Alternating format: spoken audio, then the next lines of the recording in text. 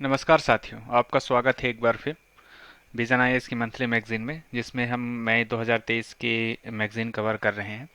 तो इससे पहले हमने इसके दो सेक्शन कंप्लीट किए, जिसमें से पॉलिटी और आईआर इंटरनेशनल रिलेशन के हमने दो सेक्शन कंप्लीट कर चुके हैं। आज हमारा जो थर्ड है वो इकोनॉमिक का है, अर्थव्यवस्था का है। तो हम इससे जो रिलेटेड जो करंट अफेयर्स है इसके वो कंप्लीट करेंगे। तो उम्मीद है इस जो हमने सीरीज लेके आई है वो आपको पसंद आई होगी, आपने उनको बाखूबी देखा होगा और समझा होगा।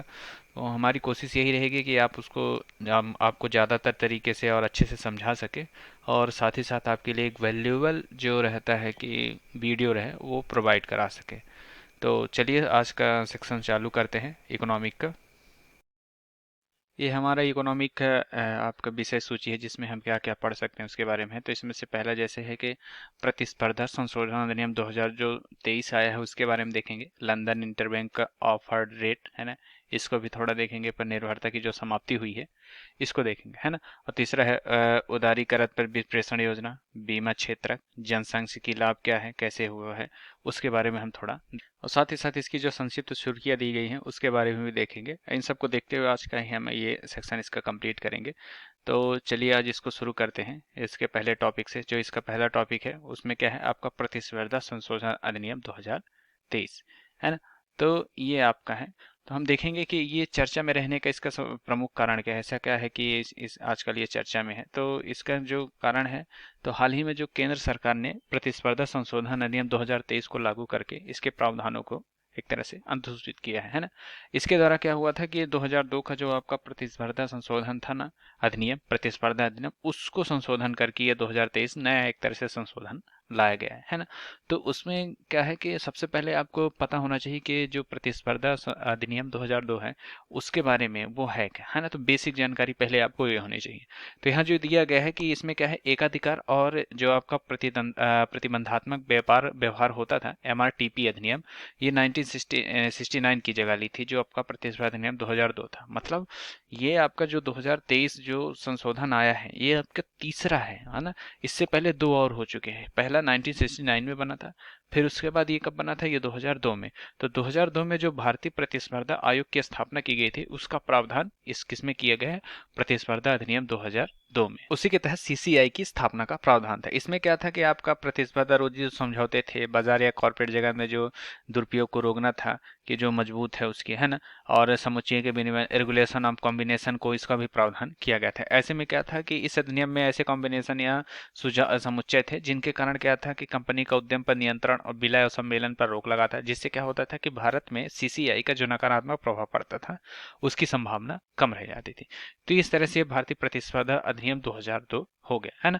तो अब इसमें हम ये देखेंगे कि जो बजाय इसका मतलब इसमें एक नोट दिया गया है। नोट क्या होता है, एक तरह से आपके लिए कभी कभी जरूरी होता है कि इसमें जो बातें दी हुई होती हैं वो एक एग्जाम पर्सपेक्टिव से बहुत ही लायक होती हैं, है ना। तो इसमें क्या दिया गया है कि बाजार या कॉर्पोरेट जगत जगत में मजबूत स्थिति के दुरुपयोग में क्या क्या कहता है, मतलब जो सीसीआई 2002 था वो जो आपका मजबूत स्थिति जिनका था, जिनके कारण दुरुपयोग हो सकता था मार्केट का, उसको कैसे रोका जाता था। तो उसमें क्या देखा जाता था कि वस्तु विनिर्माण में सेवाओं को रोकना, किसी प्रतिस्पर्धा कंपनी या उद्यम को बाजार में पहुंचने में से रोकने वाली कार्य पद्धतियों में शामिल होना आदि, और वस्तुओं और सेवाओं की खरीदी बिक्री के भेदभावपूर्ण जो शर्तें थी उसको समाप्त करना सीसीआई का प्रमुख कर्तव्य था। अब अब हम ये देखेंगे कि जो 2023 का जो संशोधन हुआ है उसमें नई परिभाषा क्या दी गई है, मतलब उनमें ऐसे कौन कौन से शब्द शामिल किए हैं, है ना। तो कॉम्बिनेशन या समुच्चय की परिभाषा में जो सीसीए में क्या था, 2000 करोड़ रुपए से अधिक के लेन देन के लिए कॉम्बिनेशन की परिभाषा का विस्तार किया गया। इसमें क्या हुआ, उद्यमों का विलय, खरीद, अधिग्रहण और सम्मेलन शामिल किया गया, है ना। कॉम्बिनेशन की मंजूरी के समय क्या थी, समय सीमा से 210 दिन से घटाकर 150 दिन कर दिया गया, जैसा इसमें बताया गया है। पहले कितना था, 210 दिन थी जब मंजूरी का जो सीमा मिलता है, लेकिन आजकल इसका कितना कर दिया है, 150 दिन। और क्या होता था, किसी कॉम्बिनेशन को लेकर 30 दिनों तक भीतर प्रथम दृष्टिया राय व्यक्त करें, ऐसा नहीं होने पर समुच्चय को अनुमोदित माना जाएगा। मतलब सीसीआई के लिए अब यह अनिवार्य हो गया कि वो जो भी उसके पास ड्राफ्ट आता है उसका वो 30 दिनों के भीतर वो पूरा उसका मेमो रिलीज करे। अगर वो ऐसा नहीं करता है तो वो ड्राफ्ट मंजूर माना जाएगा। तो ये जो आपका नया जो संशोधन आया है उसके तहत इसकी मंजूरी दी गई है। और तीसरा क्या दिया है, कॉम्बिनेशन के वर्गीकरण के लिए कंट्रोल यानी नियंत्रण को परिभाषित किया गया है। जिससे क्या होगा, नियंत्रण को परिभाषित करने का तात्पर्य ऐसा है कि उसके प्रबंधन, आंतरिक बाह्य मामलों या रणनीतिक व्यवसायों को पर्याप्त रूप से प्रभावित करने की क्षमता जो होती थी उसको एक तरह से आपको संशोधित किया गया, जिसके कारण क्या हो सकता है, कंपनी के जो आपका एक तरह से कह सकते हैं कि प्रबंधन है वो सही तरीके से और एक अच्छे एक तरह से कह सकते हैं पॉजिटिव वे में हो सके। अब यह है हब एंड स्पोक अरेंजमेंट्स। ये क्या होता है कि इसको शामिल करने से व्यापारिक संघों के दायरे का विस्तार होगा। ये क्या होता है कि किसी समझौते में शामिल होता है या शामिल होने के इच्छुक है तो उन्हें क्या किया जाता है, कार्टेलाइजेशन के लिए उत्तरदायी ठहराता है। तो ये ऐसी एक व्यावसायिक गतिविधि होती है ना। तो ये आपको व्यापारिक संघों में शामिल करने से क्या होगा, उसके दायरे में विस्तार होगा, जिससे क्या होगा कि आप एक ब्रॉड वे में किसी व्यापार को करने में सक्षम हो सकेंगे। तो ये उसके संशोधन करने की परिभाषाएं हैं। हब एंड स्पोक अरेंजमेंट क्या होता है कि ये ऊपरी स्तर पर मिलीभगत कर आपूर्ति या खुदरा नियंत्रक जो विक्रेता थे उसके निचले स्तर पर प्रतिबंध लगाकर उन्हें अपने अनुसार नियंत्रित करने की एक व्यवस्था थी, जिसका क्या होता था, मार्केट में बहुत ही बुरा प्रभाव पड़ता था और जो लोकल आपके एक तरह से कह सकते हैं व्यापारीगण थे उनको नुकसान होता था। और इसमें क्या सुधार एक तरह से कह सकते हैं सुधार किया गया है, शिकायत निवारण और दंड एवं जुर्माना जो प्रावधान थे इसके संबंध में जो प्रावधान उनको सुधारा गया है। तो क्या है, शिकायत करने की जो समयावधि थी उसे 3 साल के भीतर सीसीआई के समक्ष क्या रहता था कि शिकायत दर्ज कराई जा सकती थी। हालांकि सीसीआई चाहे तो समयावधि का पालन न करने वाले शिकायतकर्ता को विलंब के लिए क्षमा कर शिकायत दर्ज कर सकता है। मतलब ऐसा होता है कि जिस दिन कोई प्रतिस्पर्धा रोधी कार्य हुआ है उसके बारे में पता चला है तो आप उस दिन से लेकर 3 साल तक के अंदर उस पर आप रिपोर्ट दर्ज कर सकते हैं। तो इस तरह की ये सुधार किया गया है। और दूसरा क्या है कि जुर्माने की राशि में वृद्धि की, मतलब अगर आप झूठा बयान देते हैं फिर सूचनाओं को छिपाने की कोशिश करते हैं तो आपको 1 करोड़ से बढ़ाकर, जो पहले पहले जो राशि थी 1 करोड़ थी, अब उसे बढ़ाकर 5 करोड़ कर दिया गया है। तो इस तरह ये बढ़ाया गया। अब वैश्विक टर्नओवर के आधार पर जो जुर्माना था है ना वो कितना है, तो क्या हुआ था कि प्रतिस्पर्धा रोधी जो समझौते या बाजार कॉर्पोरेट जगत में जो मजबूत स्थिति के दुरुपयोग के लिए जो दोषी व्यक्ति होता था उसके वैश्विक टर्नओवर के आधार पर दंड दिया जाता है। कहने का तात्पर्य जिनका अब कंपनी में ज़्यादा टर्नओवर है ना, करीब 500 करोड़ 600 करोड़, तो वो उसके आधार पर उस पर एक तरह से आप कह सकते हैं कि उन पर जुर्माना लगाया जाता था, है ना। अब देखेंगे अपराधों का समन, है ना, कंपाउंडिंग ऑफेंस। प्रतिस्पर्धा संशोधन अधिनियम से एक नया प्रावधान जोड़कर कुछ अपराधों के समन का भी अनुमति दी गई है। तो इसका क्या होता है कि सामान्यतः अपराधों में क्या होता था कि आशय दोषी को जेल न भेजने से, इसके तहत कई बार अपराधी को चेतावनी देकर या जुर्माना भराकर उसको छोड़ दिया जाता था, है ना। और इसके साथ अपराध का समन यह दर्शाता है कि जिस व्यक्ति के साथ अपराध हुआ है उसके मुकदमेबाजी की प्रक्रिया से बचने के लिए अभियुक्त आरोपी कुछ मुआवजा देकर प्राप्त किया जो मौद्रिक रूप का प्रकृति का नहीं है। तो इस तरह है। और उधार का प्रावधान, इससे क्या होता है कि किसी व्यक्ति की कार्टेल की जांच में कोई नियमों को उल्लंघन मानने पर अगर वो अपनी गलती मान लेता है तो सीसीआई के सामने किसी दूसरे अज्ञात कार्टेल के बारे में सही या महत्वपूर्ण जानकारी साझा करता है तो इससे क्या होगा कि जांच में सहयोग करने से कारण क्या होगा कि उस पर क्या होगा तो ज़्यादा कार्रवाई नहीं की जाएगी और साथ ही साथ उसको कुछ एक तरह से कार्टेल में कम जुर्माना लगाया जाएगा। तो उधार का प्रावधान ये व्यवस्था करता है। और ये आपका क्या है, कुछ अपराधों पर डीक्रिमिनलाइजेशन। इसका तात्पर्य ऐसा है कि कुछ अपराधों के लिए कैद की सजा को आर्थिक दंड में बदल दिया गया है। जैसे क्या होगा कि सीसीआई के आदेशों और महानिदेशक को निर्देशों का पालन नहीं करता और साथ ही साथ बाजार या कॉर्पोरेट जगत की मजबूत स्थिति का दुरुपयोग करता है तो इसके साथ क्या होता है कि उनको डीक्रिमिनलाइजेशन करके, मतलब पहले कैद की सजा को एक तरह से अर्थदंड में बदल दिया गया। तो हम इससे पहले और आगे बढ़े तो हम देख लेते हैं सीसीआई है क्या, है ना, भारतीय प्रतिस्पर्धा आयोग है क्या, ये आखिर न्यूज में क्या है। तो इसकी उत्पत्ति क्या होती है, सीसीआई केंद्र सरकार के ने 2003 में इसकी स्थापना की। इसमें प्रतिस्पर्धा अधिनियम 2002 के तहत एक वैधानिक निकाय के रूप में स्थापित किया। तो ये जो एक वैधानिक निकाय है ये आपके लिए एक तरह से वन टाइम क्वेश्चन के लिए एक तरह से कर सकते हैं कि लाइन अच्छी है कि जो सीसीआई है वो वैधानिक है कि संवैधानिक है या फिर एक तरह है कि नहीं है, दोनों में नहीं है। तो ये होता है, तो इसमें आप बता सकते हैं कि ये एक वैधानिक निकाय है। और इसमें जो इसके कार्य क्या होते हैं, तो प्रतिस्पर्धा पर प्रतिकूल प्रभाव डालने वाली प्रथाओं को समाप्त करता है ना, प्रतिस्पर्धा का बढ़ावा देने और उसे बनाए रखने के लिए, है ना, उपभोक्ताओं की हितों की रक्षा के लिए भारत के बाजारों को व्यापार की स्वतंत्र, जैसे आपने अभी हाल ही फिलहाल न्यूज में सुना होगा, है ना, कि सीसीआई ने जो था उसने करीब अपने गूगल पर करीब करोड़ों रुपए का जुर्माना ठोका था। इसका तात्पर्य ऐसा है कि उसने एकाधिकार मोनोपोली कर ली थी एंड्रॉयड क्षेत्र में कि जितनी भी मोबाइलें आएंगी उसमें आपके कह सकते हैं कि गूगल के ऐप्स होंगे ही होंगे। तो ये मोनोपोली को खत्म करने के लिए सीसीआई ने उस पर जुर्माना किया था। तो इसी कारण से ये एक तरह से आप न्यूज में है। ये कारपोरेट कार्य मंत्रालय के अंतर्गत आता है ना। इसके सदस्य क्या होते हैं, इसमें एक अध्यक्ष होता है, 2 से 6 सदस्य होते हैं। तो ये एक फेवरेट मतलब एक इम्पॉर्टेंट नोट एक तरह से कह सकते हैं लाइन है कि सीसीआई में एक सदस्य होता है ना, केंद्र सरकार जिसकी नियुक्त करता है, और 2 से 6 सदस्य हो सकते हैं। इसके अध्यक्ष और सदस्य होते हैं, उनको 5 साल या 65 साल की आयु जो भी पहले होता काम कर सकते हैं, उसके बाद वो पुनर्नियुक्त के भी पात्र होते हैं, है ना।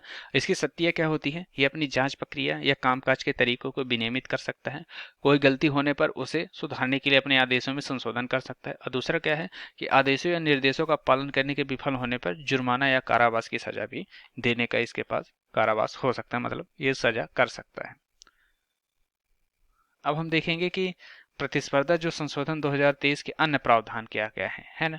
तो इसमें क्या देखेंगे कि प्रतिस्पर्धा रोधी कार्यवाहियों के निपटान और प्रतिबद्धता की व्यवस्था की गई है ना। जिसमें क्या होता है कि कभी कभी उद्यमों के खिलाफ कार्यवाही कर सकता है, और हालांकि संशोधन में शामिल किया गया है कि सीसीआई किसी भी जांच की कार्यवाही को रोक भी सकता है।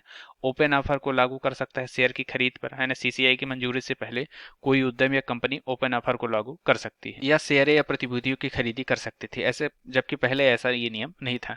जब तक सीसीआई इसे खरीद के लिए अपनी मंजूरी नहीं देता था, तब तक उसे खरीदने के लिए निम्नलिखित अनुमति नहीं होती थी। तो ये पहले होता था। अब क्या है कि अब ये बिना उसकी मंजूरी के भी ये खरीदी हो सकती है।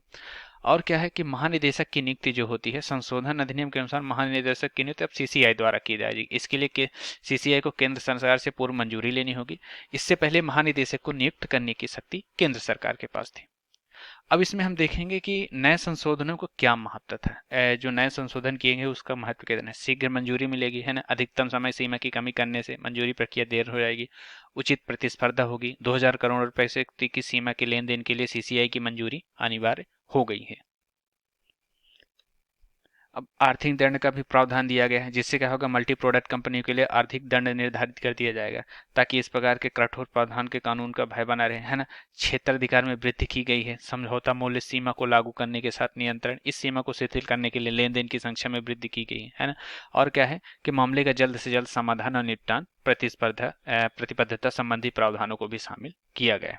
निष्कर्ष में देखेंगे तो क्या है कि ये संशोधन एक तरह से, जैसे जो आपका ये 2023 का ये प्रतिस्पर्धा रोधी संशोधन जो अधिनियम लाया गया है, तो ये एक तरह से क्या है कि दूरदर्शी है। इससे क्या होगा कि इससे ये फायदा ये होगा कि जो मल्टीनेशनल कंपनी है वो जो गलत करने की कोशिश करती थी, तो इस डर के कारण कि हम पे ज़्यादा जुर्माना हो सकता है, वो ज़्यादा एक तरह से गलत काम करने के ना सोचेंगे। और इससे क्या होगा कि इसकी जो नियम कानून है, इससे जुड़े भविष्य में मुद्दों से निपटने भी सक्षम होंगे, और इसमें कुछ और सुधार किए जा सकते हैं। अस्पष्टताओं को दूर किया गया है, और साथ ही साथ प्रावधानों को आसान और प्रभावी पालन सुनिश्चित करने के लिए सरल प्रक्रिया का भी निर्माण करना होगा। तो इस तरह से ये इसका निष्कर्ष होगा। अब हम देखेंगे लंदन इंटरबैंक ऑफर रेट, ये क्या है। लिबोर, है ना। तो लिबोर एक तरह से आप ये कह सकते हैं कि पहले इसको देखेंगे कि ये सुर्खियों में की है ना। तो क्या हुआ था कि आरबीआई ने क्या किया है कि बैंकों में और आरबीआई द्वारा विनियमित अन्य संस्थाओं के लिए एडवाइजरी जारी की है, जिसमें क्या प्रावधान दिए गए कि 1 जुलाई 2023 से लिबोर से पूर्णतः बाहर निकलने के लिए कदम उठाने के लिए क्या गया। मतलब ऐसा है कि आरबीआई ऐसा चाहता है कि आरबीआई से बैंक और आरबीआई द्वारा विनियमित जितनी भी संस्थाएं हैं वो अब लिबोर का उपयोग नहीं करेंगी। तो अब पहले हम जान लेते हैं कि लिबोर क्या है ना। हमने ये तो देख लिया कि ये सुर्खियों में क्यों है। तो लिबोर क्या है, एक बेंचमार्क दर है। लिबोर क्या होता है, वैश्विक बेंचमार्क दर है। सरल शब्दों में कहें तो लिबोर का इस्तेमाल वैश्विक स्तर पर ब्याज दर को तय करने के लिए एक तौर तरीके पर किया जाता है, जिससे क्या होता है कि बैंक अंतर्राष्ट्रीय इंटरबैंक बाजार से एक दूसरे को ऋण देते थे। और इसका विनियमन क्या था, 2014 से पहले लिबोर को ब्रिटिश बैंकर्स एसोसिएशन द्वारा तय किया जाता था। बाद में बेंचमार्क के रखरखाव के लिए यूके के फाइनेंशियल कंडक्ट अथॉरिटी एफसीए को दायरे में लाया गया। तो ये आपका लंदन इंटरबैंक ऑफर्ड रेट यानी लिबोर हो गया। अब हम देखेंगे इसके आगे किसकी जो गणना की जाती थी। तो 31 दिसंबर 2021 से पहले लिबोर को 5 मुद्राओं में गणना की जाती थी, जिसमें आपका डॉलर था अमेरिकी, यूरो, पाउंड, स्विस फ्रैंक और जापानी येन है। इसके अलावा इसकी गणना में प्रत्येक मुद्रा से संबंधित 7 अवधियों, ओवरनाइट, स्मार्ट नेक्स्ट, 1 सप्ताह, 1 महीना, 2 महीना, 3 महीना, 6 महीना और 12 महीना के लिए की जाती थी। तो ये तरह से इसकी गणना हो जाती थी। मतलब ये उतना जरूरी नहीं है, पर यह है कि आपको एक तरह से बेसिक रूप से जानकारी होनी चाहिए। तो इसका उपयोग क्या था बेंचमार्क का, कि ये ओवर द काउंटर बाजारों और वैश्विक स्तर पर एक्सचेंजों पर, जैसे फ्यूचर्स हो गए, ऑप्शन हो गए, स्वैप, अन्य डेरिवेटिव वित्तीय लिखतों में व्यापार करने के लिए बेंचमार्क के रूप में इसका उपयोग किया जाता था। अब इससे संबंधित अन्य तथ्य में देखेंगे कि लिबोर से और Mumbai interbank forward outright rate मी 4 है ना का इस्तेमाल 30 जून 2023 तक चरणबद्ध तरीके से बंद किया। मतलब एक साथ नहीं, मतलब धीरे धीरे करके इनको बंद किया गया था। मी 4 क्या होता था? ये घरेलू ब्याज दर के लिए एक बेंचमार्क है। इसके वर्तमान financial benchmark India private limited है ना FBIL द्वारा जारी किया जाता था। और क्या था? बैंकिंग वित्त संस्थानों को यह सुनिश्चित करने की सलाह दी गई कि उनके ग्राहकों को द्वारा किया गया कोई भी नया ट्रांजैक्शन या किसी ट्रांजैक्शन का मूल्य निर्धारण अमेरिकी डॉलर, लिबोर या मी 4 पर निर्भर ना हो। तो इस तरह से इनको बंद करने के लिए एक तरह से कह सकते कि नियम बनाया गया।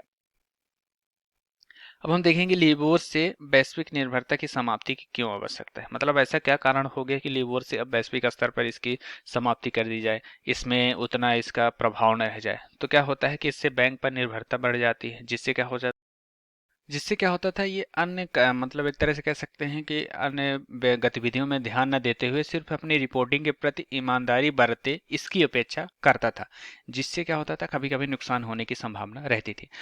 आपका दूसरा ये क्या है? मैनिपुलेशन इन हेर फेर। 2012 में क्या हुआ था कि लिबोर ने क्या किया था? एक बड़े हेर फेर की व्यापक जांच की गई। इसमें पाया गया कि कई बैंक लाभ के लिए लंबे समय तक लिबोर दरों में हेर फेर कर रहे थे। मतलब इसकी जो दरें निश्चित की गई थी, ये अपने प्रॉफिट के हिसाब से उसको चेंज कर रहे थे या फिर उसको बने रहे थे। लिबोर की बेंच दर कुछ और थी, लेकिन अपना बैंक अपने प्रॉफिट के लिए कुछ और ही बेंच दर रख रहे थे।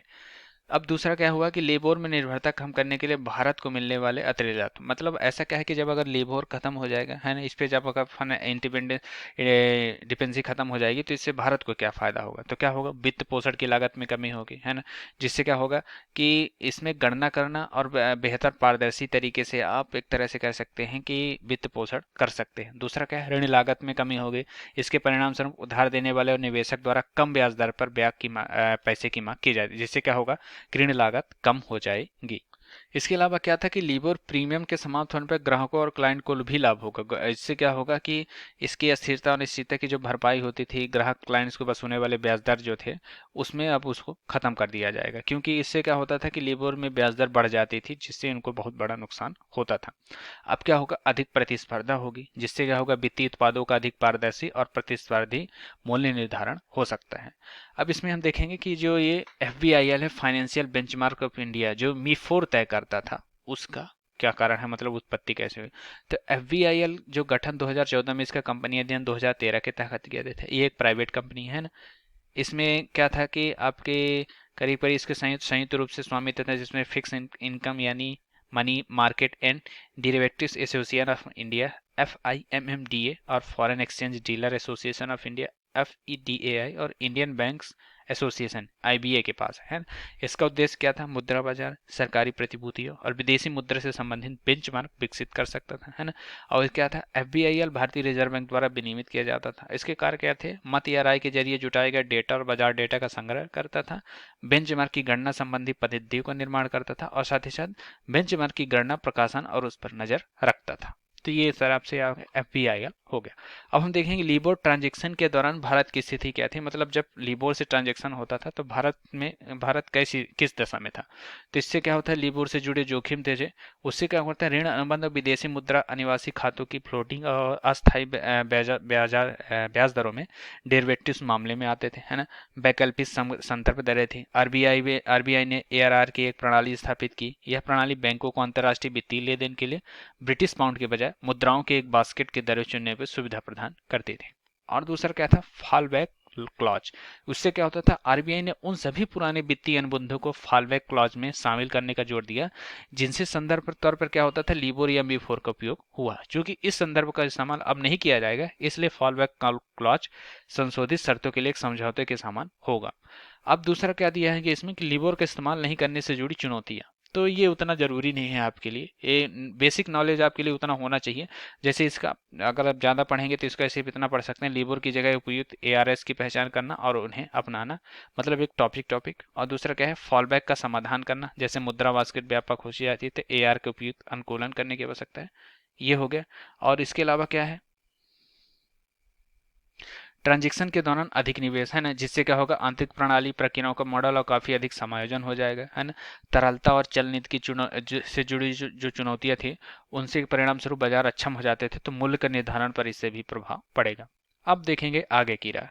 आगे की राह में क्या है कि इसमें इसके लिबोर और एआरएस को अपनाने की प्रक्रिया में कई चरण और वित्तीय संस्थान शामिल होंगे, जिससे क्या होगा कि लिबोर से समाप्ति से जुड़े प्रावधानों का उल्लंघन करने की चुनौतियों का सामना कर सकते हैं, है ना, कि इनसे क्या क्या चुनौतियां हो सकती है। जैसे अभी तक आप उसी से डिपेंड से उसी से आपकी पूरी मानक दरें तय होती थी, तो अगर वो खत्म होगा तो बहुत सारी चीज़ों में एक तरह से परिवर्तन होगा, तो उससे जुड़े चुनौतियों का सामना करना पड़ जाएगा। और क्या होगा कि अनुसंधान आधारित मानकों के दिशा निर्देश तैयार किए जाने चाहिए, जिससे क्या होगा कि एआरएस को सक्षम बनाया जा सके। तो ये आपका हो गया लिबोर। अब हम देखेंगे उदारीकृत विप्रेषण योजना, है ना, लिबरलाइज्ड रेमिटेंस स्कीम, एलआरएस, ये क्या है? तो सुर्खियों में क्या है हम ये पहले देखेंगे।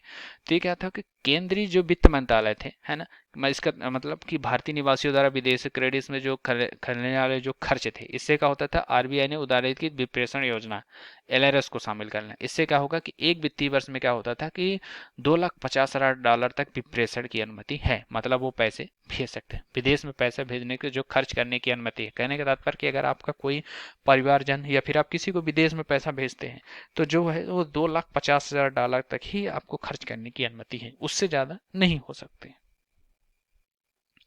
अब देखेंगे कि एलआरएस के बारे में। एलआरएस है क्या? तो इसकी वर्तमान स्थिति है विप्रेषण संबंधी जो ये अब डॉलर सीमा जो बाहर रखा गया है, उसमें क्या होगा कि विदेशी मुद्रा प्रबंधन जो नियम है 2000 के तहत ये सूचना मिली थी। और क्या है कि विदेश में डेबिट कार्ड से होने वाले लेन देन को एलआरएस में पहले ही शामिल किया जा चुका है। ऐसे प्रभावित होने वाला जो व्यक्ति थे, उसका कहने का तात्पर्य कि ये अगर ये जो नियम लागू किए गए, इससे कैसे व्यक्ति प्रभावित होंगे, तो इसके विदेशी यात्राओं के दौरान जो किए जाने वाले खर्च थे उससे प्रभावित करेगा। इससे क्या होगा, आप क्रेडिट कार्ड के जरिए होने वाले विदेशी खर्च के विवरण की रिपोर्ट भी अधिकारियों को सौंपनी होगी कि किन वजहों से इतने ज़्यादा खर्च हुए। और क्या है कि एफईएम यानी कैट नियम, इस नियम को क्या बोला गया है, विदेशी मुद्रा अधिनियम 1999 फेमा के तहत जारी किया गया है। ये जो फेमा का नियम होता था, इसके तहत क्या होता था कि जो सभी भारतीय निवासी है वो चालू खाते से लेन देन है तो विदेशी मुद्रा खरीदने या बेचने के लिए स्वतंत्र है। मतलब आपके पास अगर ओपन अकाउंट है ना, तो आप उसके तहत से विदेशी मुद्रा को ले सकते हैं, खरीद सकते हैं, बेच सकते हैं, मतलब उनको अधिग्रहित कर सकते हैं। ऐसे लेन देन में शामिल नहीं होते थे, है ना। और जिससे जिनके लिए केंद्र सरकार द्वारा विदेशी मुद्रा निकासी पर प्रतिबंध लगाया गया हो, मतलब ऐसी मुद्राओं का आप लेन देन नहीं कर सकते। और क्या है एलआरएस योजना, ये जो योजना थी आपकी, इसमें क्या होता था, विदेशी मुद्राओं को विनिमयों को उदार बनाना, है ना, विदेश में भारतीय निवासी उदार धन को निकालने और जमा करने के लिए सुविधायुक्त बनाना। यह कब चालू किया जाता था, आपके 2004 में। इसके तरह क्या था, एलआरएस के तहत सभी व्यक्तियों के अनुमानित प्राप्ति क्या होता था, $2,50,000 तक ही अनुमति है ना। इसके ऊपर के लिए आरबीआई से अनुमति की आवश्यकता होती थी, और साथ ही साथ यह कॉर्पोरेट पार्टनरशिप और अचीव ट्रस्टों के लिए उपलब्ध नहीं है। विप्रेषण करना या पैसा भेजना किसी परिवर्तन विदेशी मुद्रा में किया जा सकता है। तो इस तरह से आपकी एलआरएस योजना हो गई। अब हम देखेंगे कि जो प्रतिबंध बनाम स्वीकार योग्य विप्रेषण, मतलब जो लेन देन है उसमें कैसे लेन देन आपके प्रतिबंधित है और ऐसे कैसे लेन देन है जो आपके स्वीकार योग्य है। तो ये आपके दो हो गए, है ना। तो इसमें क्या हो गया, इसमें अनुसूची 1 अनुसूची 2 के तहत जो अप्रतिबंधित विप्रेषण है ना। दूसरा क्या है, फॉरेन एक्सचेंज व्यापार के उद्देश्य से आप एक तरह से लेन देन नहीं कर सकते हैं। तीसरा क्या है, पूंजी खाते में आप लेन देन नहीं कर सकते हैं गैर सहयोगी देश के साथ, है ना। और आतंकी गतिविधियों को अंजाम दे सकते हैं, उन पर आप लेन देन नहीं कर सकते हैं, वो प्रतिबंध है। अब विदेशी मुद्रा में किसी अन्य निवासी को आप उपहार देने के लिए लेन देन नहीं कर सकते हैं। नेपाल स्वीकार कैसे है कि नेपाल भूटान छोड़कर किसी भी देश की निजी यात्रा के लिए आपका लेन देन पर प्रतिबंध नहीं है। उपहार या दान के लिए, रोजगार के लिए विदेश जाते हैं तो उसमें कोई प्रतिबंध नहीं है। रोजगार के लिए आप विदेश जाते हैं तो उसमें कोई प्रतिबंध नहीं है ना। कोई प्रवासी के तौर पर विदेश जाता है तो उस पर प्रतिबंध नहीं है। विदेश में रह रहे अपने सगे संबंधियों भरण पोषण के लिए अगर आप दे रहे हैं तो उसमें प्रतिबंध नहीं है। व्यवसाय या कॉन्फ्रेंस या विशेष परीक्षण इलाज के लिए विदेश जा रहे हैं तो उसमें कोई प्रतिबंध नहीं है। और विदेश में पढ़ाई खर्चों के लिए भी आपको कोई प्रतिबंध नहीं है। तो ये आपके प्रतिबंध क्या क्या स्वीकार्य हो गए, ये हो गया। अब हम देखेंगे कि आपका इंश्योरेंस सेक्टर जो है, बीमा क्षेत्र, इंश्योरेंस सेक्टर, ये सुर्खियों में क्या है। तो क्या है कि IRDAI है ना, ये क्या है कि भारतीय बीमा विनियामक और विकास प्राधिकरण है। इसने क्या बताया कि बीमा ट्रिनिटी नामक ये एक योजना शुरू की गई है, जिसके तहत जनरल और जीवन बीमा कंपनियों के साथ मिलकर विकसित किया जा रहा है। तो आपको ये हो गया उतना ज़रूरी नहीं है, आपके लिए ज़रूरी है कि ये इंश्योरेंस सेक्टर है ये किस हिसाब से है, कितना काम कर रहा है इस टाइम पे, इसका कितना टर्नओवर है, किस हिसाब से लोगों को सुविधाएं प्रदान कर रहा है, और साथ ही साथ IRDAI क्या है। तो क्या देखेंगे हम पहले कि इसमें बीमा वाहकों के लिए दिशा निर्देश जो ड्राफ्ट जारी किया गया है ना, तो इसमें बीमा वाहकों के लिए एक ड्राफ्ट किया है जिसमें एक समर्पित चैनल होगा। प्रत्येक ग्राम पंचायत में भी बीमा का सम्मेलन होगा। क्या होगा, बीमा की पहुंच उपलब्धता में सुधार किया जाएगा। कॉर्पोरेट बीमा वाहक किया जाएगा, व्यक्तिगत बीमा किया जाएगा। अब बीमा वाहक के समुद्र के जो दायरे है उसमें जानकारी एकत्र करना, केवाईसी पालन करना है ना, नीति के समन्वय, दावे, क्लेम और प्रीमियम भुगतान के लिए सुगम बनाना। तो ये आपके लिए जो ड्राफ्ट है वो हो गया। मैं आपको वही डिटेल से समझाने का प्रयास करूंगा या फिर समझाऊंगा जो आपके लिए जरूरी है, और जो थोड़ा उतना जरूरी नहीं है, एक तरह से वन लाइनर आपके लिए जानने की जरूरत है, तो मैं उससे वन लाइनर के हिसाब से आपको समझा के आगे निकल लूंगा। अब बीमा जो ट्रिनिटी जो चालू की गई उसमें क्या कौन से घटक है, उसमें पहला क्या है, बीमा को सुगम बनाना है ना, बीमा का विस्तार करना और बीमा का वहन करना। इसमें क्या होगा, प्रत्येक ब्रांच में महिला केंद्र भी कर्मी भी मौजूद होंगे, जिससे प्रत्येक घर में बड़ी महिला को मिलकर उसके बीमा उत्पाद के बारे में जानकारी दे सके। तो ये आपके लिए बेसिक जानकारी इतनी पर्याप्त है, इससे ज़्यादा आपको इसमें पढ़ने की जरूरत नहीं है। और क्या है कि अन्य प्रस्तावित उपाय जो किया गया था, राज्य स्तरीय समितियां और मूल्य वर्धित सेवाएं की जाएगी, है ना। और दूसरा कहें, नई मूल्य वर्धित सेवाएं जो बीमा कानून में कुछ संशोधन को प्रस्तावित करने का विचार कर रहा है। इसके तहत बीमाकर्ताओं को जिम या योग सदस्यता या नर्सिंग सेवाओं जैसे वर्धित सेवाओं की पेशकार के लिए सक्षम बनाया जाएगा। अब ये है आपके लिए बीमा ट्रिनिटी से संबंधित लाभ, है ना। तो ये क्या क्या है, जैसे इसको हम देखेंगे तो इसके द्वारा क्या लाभ हो सकते हैं। तो इसके चलते स्वास्थ्य, जीवन और परिसंपत्ति और दुर्घटना की स्थिति में क्या होगा, कवरेज प्रदान किया जाएगा, है ना। बीमा ट्रिनिटी के तहत बीमा कवरेज में भी वृद्धि होगी, है ना। इससे बीमा उद्योग विविधता भी आएगी और इसके साथ हुए क्लेम के सेटलमेंट को भी सुव्यवस्थित किया गया है। तो ये आपके बीमा जो ट्रिनिटी है उसके द्वारा ये लाभ है। अब क्या हो गया कि भारत में बीमा क्षेत्र से वर्तमान में जो क्या स्थिति है, इंश्योरेंस सेक्टर से जो क्या है, तो क्या है, तो कुल प्रीमियम देखेंगे तो वैश्विक बीमा क्षेत्र का लगभग 10वां सबसे बड़ा बाजार है भारत में। इसकी अनुमानित हिस्सेदारी कितनी है, 1.9%। सिर्फ इतना ही जानना जरूरी, इससे ज़्यादा कुछ नहीं जानना जरूरी है। अब हम देखेंगे बीमा का घनत्व, है ना, डेंसिटी कितनी है। 2001 में कितनी थी, $11.1। अब बढ़कर 2021 में $94 हो गई, है ना। इस जीवन बीमा का $69, गैर जीवन बीमा का हिस्सा $42 है। तो इस तरह हो जाएगा। अब बीमा पैठ यानी इंश्योरेंस पेंट्रेशन, है ना, इससे क्या होगा कि भारत में 2000 में 2.7 से बढ़कर 2021 में 4.2 तक, मतलब बीमा का उपयोग जो हो रहा है वो इस तरह तक बढ़ चुका है भारत में। जीवन बीमा के क्षेत्र में 2021 में क्या हुआ, 3.2% थी। यह उभरते बाजारों की तुलना में दुगुना और वैश्विक औसत से थोड़ी अधिक है। अब हम देखेंगे भारत में जो बीमा क्षेत्र है उसमें वृद्धि के क्या चालक है, ऐसी क्या वजह है कि उनमें वृद्धि हो रही है। तो ये आपको जैसे पता है कि 10वां सबसे बड़ा बाजार है ना, और 2032 तक ये दुनिया का सबसे छठा बीमा बाजार बनने की ओर अग्रसर है ना। इसमें क्या होगा, अनुकूलन जनसांख्यिकी है जिसमें 2020 तक 55% आबादी और जो 20 से 59 वर्ष की थी, और 2025 तक ये अब 56% तक पहुंच सकती है। अब व्यापक मध्यम वर्ग का विस्तार हुआ है जिससे क्या होगा कि 14 करोड़ उच्च आय वाले 2.1 करोड़ परिवार जुड़ जाएंगे। ये भारतीय बीमा क्षेत्र की मांग और वृद्धि दोनों को गति प्रदान करते हैं।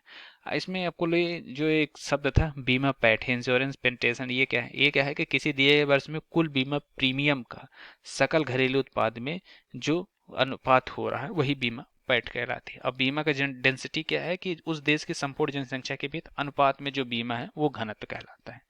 तो ये आपका हो गया। अब हम देखेंगे कि IRDAI है क्या, है ना।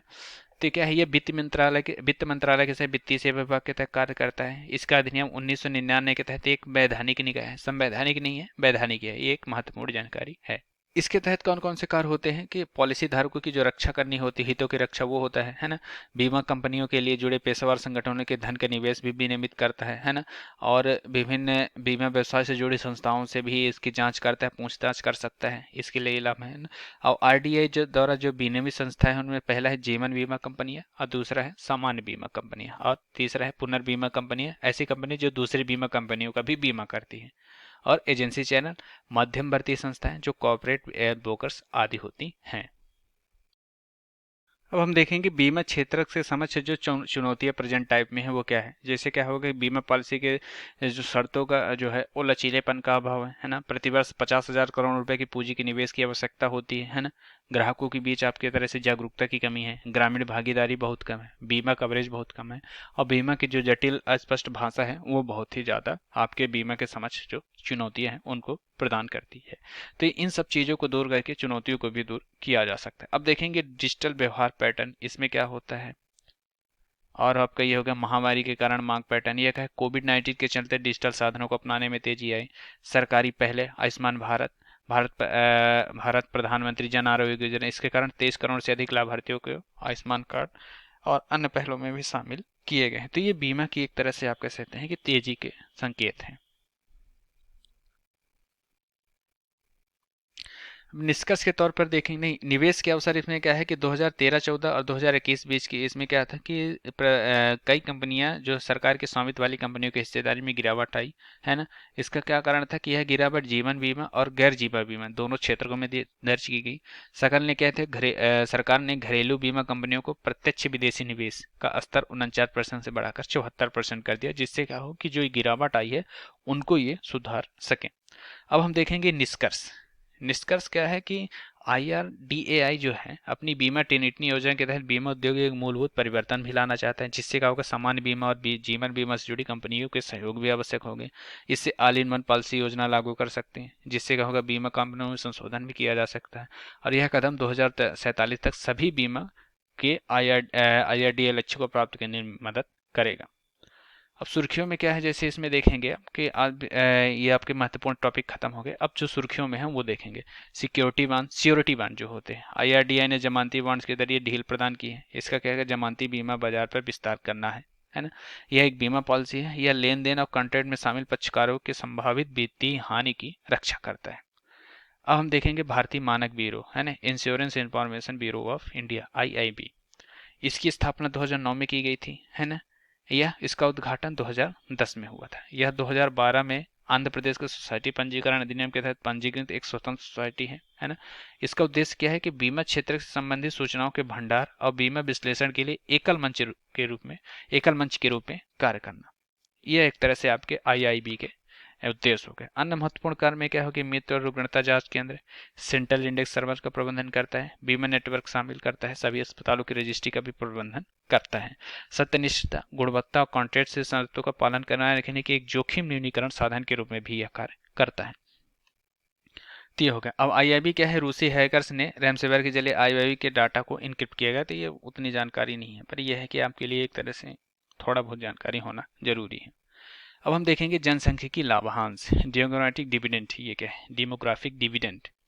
ये क्या है कि हाल ही में आबादिक श्रम बल सर्वेक्षण है ना, इसकी तिमाही जो बुलेटिन जारी की गई थी, इसमें क्या है बेरोजगारी दर के आंकड़े चौंकाने वाले थे। इससे क्या होगा कि इन आंकड़ों ने देश की जनसांख्यिकी लाभांश का फायदा उठाने की क्षमता के बारे में भी चिंता को बढ़ा दिया है।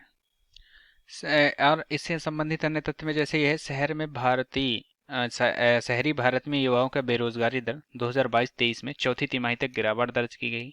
यह तीसरी तिमाही तक 18.6% से कम होकर 17.3% तक रह गए। राजस्थान और हिमाचल प्रदेश में भी 2001 चौथी तिमाही में बेरोजगारी दर 30% से अधिक थी। अब ये देखेंगे जनसांख्यिकी लाभांश है क्या, है ना। तो जनसांख्यिकी लाभांश क्या होती है कि आबादी आय की संरचना या काम काज की उम्र के लोगों की आबादी में बढ़ोतरी से आर्थिक समृद्धि में आई तेजी जनसांख्यिकी लाभांश कहलाता है। उदाहरण के लिए जैसे कामकाजी उम्र की आबादी जो होती है 15 से 64 वर्ष का हिस्सा गैर कामकाजी उम्र की आबादी से अधिक हो जाए, तब देश में जो जनसांख्यिकी लाभांश होता है वो बढ़ोतरी हो जाती है। ऐसे संकेतक हैं जो भारत में जनसांख्यिकी बदलाव के दौर से गुजर रहे हैं, जैसे कम होती प्रजनन दर जिसमें अब तक 2.0 है, देश की आबादी माध्य आय मीडियन एज हो रही है, बढ़ोतरी हो रही है। यह 2011 से बढ़कर 24 की उम्र से बढ़कर 29 हो गई है, और 2036 तक इसके 36 वर्ष होने की संभावना है। आबादी का हिस्सा भी कम हो रहा है। तो ये आपके देश में जो है जनसांख्यिकी लाभांश के बारे में बताता है। अब हम देखेंगे जनसांख्यिकी लाभांश की स्थिति में आर्थिक समृद्धि क्यों होती है, ऐसे क्या कारण है। तो क्या होगी, श्रम की आपूर्ति बढ़ जाती है, बचत में वृद्धि हो जाती है ना। मानव पूंजी भी बढ़ रही है। प्रजनन दर की कमी से महिलाओं के स्वस्थ होने से गहरा संबंध होता है, जिससे क्या होगा कम प्रजनन दर का मतलब बेहतर स्वास्थ्य, और बेहतर स्वास्थ्य का मतलब है परिवार का आर्थिक बोझ कम होगा। और क्या होगा, मांग में वृद्धि, कहने का मतलब यह प्रति व्यक्ति GDP बढ़ोतरी में अनुपात को संभव बनाता है। अब हम देखेंगे कि जनसांख्यिकी जो लाभांश का पूरी तरह से फायदा न उठा पाने में विद्यमान चुनौती ऐसा क्या है। तो आय का अंतराल बढ़ जाना, स्वास्थ्य की देखभाल तक की कमी होती है, रोजगार के अभाव, अनौपचारिक व्यवस्था, जातिगत भेदभाव, लैंगिक भेदभाव और रोजगार के पर्याप्त अवसरों का सृजन न हो पाना। इससे क्या होगा कि जनसंख्या जो लाभांश है उसका पूरी तरह से फायदा नहीं उठाया जा पा रहा है। अगर उनका पूरी तरह से फायदा उठाया जाए तो भारत जैसे कार्यशील देश की जो है जीडीपी ने विश्व के अग्रणी देशों में आ जाए। अब देखेंगे कि जो जनसांख्यिकीय लाभांश है उसका फायदा उठाने के लिए क्या उपाय किए जाते हैं। आपके शिक्षा और स्वास्थ्य पर व्यय किए जाते हैं। कहने का तात्पर्य अगर आप बेसिक से शिक्षा का स्तर सही करेंगे, जो आज का मॉडर्नाइजेशन शिक्षा होती है, कंप्यूटर की शिक्षा होती है, उनको अगर आप लोगों को देंगे तो जो जानकारी बढ़ेगी उनकी, है ना, धीरे धीरे क्या होगा कि वो आपके देश के विकास में भी सहायता करेंगे। महिलाओं को कार्यबल, महिलाओं को ज़्यादा से ज़्यादा कार्य करने की छूट दी जाए। जो ग्रामीण महिलाएं हैं उनको उतना मतलब घर से बाहर निकलने की छूट नहीं रहती है ना। और आप मिडिल एज देखेंगे कि शहर में भी कुछ ऐसे लोग हैं, मतलब ऐसे परिवार हैं जो अभी भी औरतों को काम करने की एक तरह से मना ही करते हैं। तो उनको अगर कार्यबल में बढ़ाया जाए तो जिससे क्या होगी, आमदनी के स्रोत बढ़ेंगे, पैसा बढ़ेगा, जिससे जीडीपी में वृद्धि होगी, है ना। और क्या है, गवर्नेंस में सुधार किया जाए, है ना। इससे क्या होगा कि इस दृष्टिकोण से क्या होगा कि बुढ़ापा, कौशल विकास और शहरीकरण में जैसे अलग अलग पहलुओं पर राज्यों के बीच नीति का समन्वय का स्थापित करने में मदद करेगा। कौशल संबंधी कमियों को दूर करना है, जिससे क्या होगा, व्यावसायिक कौशल और इंटर्नशिप और एम्बेडेड प्रशिक्षु डिग्री के कार्यक्रमों को महत्व दिया जाना चाहिए, जिससे छात्रों को वास्तविक जीवन की व्यवहारिक ज्ञान सीखने के भी अनुभव मिल सके। उद्योग जगत और शिक्षण संस्थानों के बीच सहयोग को बढ़ावा देना चाहिए, जिससे क्या होगा, शिक्षा प्रणाली और वर्तमान रोजगार की कौशल संबंधी अवस्थाओं के अनुरूप हो पाएगी। विदेशी पूंजी अंतर्वाह, है ना, को एक तरह से प्रोत्साहित करना चाहिए। इससे क्या होगा कि सकल स्थायी पूंजी निर्माण को बढ़ाकर इससे सकल घरेलू उत्पादन का 33% कर देना चाहिए। इसके लिए 25 वर्षों में लगभग 120 ट्रिलियन अमेरिकी डॉलर की संचय पूंजी की आवश्यकता होगी। तो इन सब के तहत आपका जो जनसांख्यिकीय लाभांश है उसको एक तरह से आप भारत के हित में मोड़ सकते हैं। भारत को उसको आगे बढ़ाने में भी ये सहयोग हो सकता है। हम देखेंगे द्वितीय जो जनसांख्यिकीय लाभांश है वो क्या है। तो इसमें प्रथम जो जनसांख्यिकीय लाभांश है उसमें जनन ट्रांजेक्शन प्रक्रिया के दौरान प्राप्त होता है। इससे कुल आबादी की कामकाजी उम्र की आबादी बढ़ जाती है ना। द्वितीय जनसांख्यिकीय लाभांश की तब आती है जब वयस्क आबादी की आय में वृद्धि होती है। इसके चलते बुढ़ापे से अधिक बचत करने लगता है और यह वृद्धि पूंजी संचय और आर्थिक समृद्धि में भी योगदान करता है। इससे क्या होगा, राष्ट्रीय आय में भी वृद्धि होगी। संक्रमणशील बोनस जो देता है उसे द्वितीय जनसांख्यिकीय का लाभांश उस बोनस को अधिक परिसंपत्ति और संधारणीय विकास में होगा। इससे इस प्रकार की सही नीतियां मौजूद हो तो वयस्क आबादी की आय बढ़ने से द्वितीय जनसांख्यिकीय लाभांश प्राप्त हो सकता है, जो दीर्घकालिक और प्रथम लाभांश से बड़ा हो सकता है ना। तो इस तरह से इसकी सुविधा होगी। और क्या होता है, जनसांख्यिकीय लाभांश से क्या होता है कि कृषि पर निर्भरता की कमी आएगी, उस जिससे क्या होगा, भारत पर कृषि आधारित आबादी को कम करने की आवश्यकता है। जिससे क्या होगा कि भारत को उत्पादक रोजगार में श्रम भागीदारी बढ़ाने के लिए प्रासंगिक कार्यक्रमों और नीतियों को भी बढ़ावा देने की आवश्यकता है। अन्य उपाय क्या किए जा सकते हैं कि भारत को अगली पीढ़ी के लिए आर्थिक सुधारों को लागू करना चाहिए। इन सुधारों को मुख्य ध्यान ऐसी सामाजिक जरूरतों की पूर्ति होता होना चाहिए जिससे लंबे समय से ध्यान नहीं दिया गया। ऐसी सरकारें जो संपत्ति के अधिकार का सम्मान, कॉन्ट्रैक्ट की शर्तों का पालन और विधि के शासन को सुनिश्चित करने वाली होती हैं, उनको और अधिक सक्षम बनाना है, जिससे क्या होगा कि जनसांख्यिकीय लाभांश को प्राप्त करने में आसानी होगी। अभी हमारा आज का छठवां टॉपिक है भारत में ग्रामीणीकरण, है ना, ruralisation in India, ruralisation sorry. इसका चर्चा में आने का कारण है कि भारत में जो हो रहा है, शहर में बेरोजगारी बढ़ रही है, जिससे क्या हो रहा है कि लोग ग्रामीणों की ओर बढ़ रहे हैं। जिससे ये क्या होगा कि ये ग्रामीणीकरण को बढ़ावा मिल रहा है और इसे एक संरचनात्मक बदलाव के तौर में भी देखा जा सकता है। इसमें क्या है, ग्रामीणीकरण के प्रभाव क्या है, क्या होगा, समग्र आर्थिक वृद्धि में गिरावट हो रही है। विनिर्माण क्षेत्र के करों का कम संग्रह हो रहा है। विनिर्माण क्षेत्र के लिए कर्मियों के लिए नए रोजगार की पाने में कठिनाई हो रही है ना। अधिशेष अधिशेष श्रमिकों को कम मजदूर वाले रोजगार लगने से अधिक आय समानता में वृद्धि हो रही है और उत्पादकता में भी वृद्धि धीमी गति से हो रही है।